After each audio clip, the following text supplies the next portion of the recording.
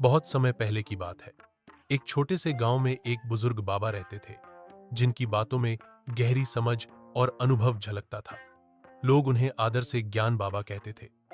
हर शाम गांव के बच्चे, युवा और बूढ़े उनके पास बैठते और जीवन की सीखें पाते। एक दिन बाबा गांव के चौराहे पर पहुंचे। उनके हाथ में एक चमचमाता हुआ 100 रुपए का नया नोट था।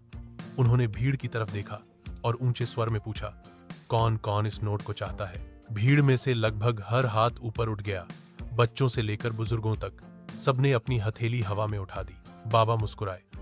उन्होंने उसी नोट को मोड़ा, मसल दिया, फिर जमीन पर गिरा दिया और अपने पांव से हल्का सा कुचल भी दिया। अब नोट गंदा हो चुका था, कुछ कुछ मुड़ा तुड़ा भी लग रहा था। फिर उन्होंने नोट को उठाया और दोबारा भीड़ से पूछा, अब कौन इसे चाहता है? हैरानी की बात यह थी कि इस बार भी सभी हाथ पहले जैसे ही ऊपर उठे। सभी ने कहा, हमें चाहिए बाबा। बाबा ने उस क्षण सबकी ओर गंभीरता से देखा और बोले, यही तो मैं बताना चाहता था। ये नोट मैंने मोड़ा, गिराया, मसल दिया, फिर भी इसकी कीमत 100 रुपए ही रही। ठीक वैसे ही जीवन में चाहे तुम कितनी भी बार गिरो, ठोकरें खाओ, असफल हो जाओ, तुम्हारा मूल्य कम नहीं होता। भीड़ में सन्नाटा छा गया। बच्चे उत्सुकता से बाबा की ओर देखने लगे। युवाओं की आंखों में समझदारी चमकने लगी। बाबा ने आगे कहा, दूसरों की नजरें तुम्हारी कीमत नहीं तय करती।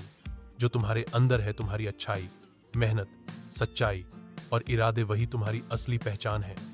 ये दुनिया गिराएगी, मसलने की कोशिश करेगी, लेकिन अगर तुम अपने मूल्य को पहचानते हो तो कोई तुम्हें सस्ता नहीं बना सकता। उस दिन गांव के बच्चों ने सिर्फ एक कहानी नहीं सुनी, उन्होंने जीवन की सबसे जरूरी सच्चाई सीखी। आत्म मूल्य बाहर से नहीं, भीतर से आता है।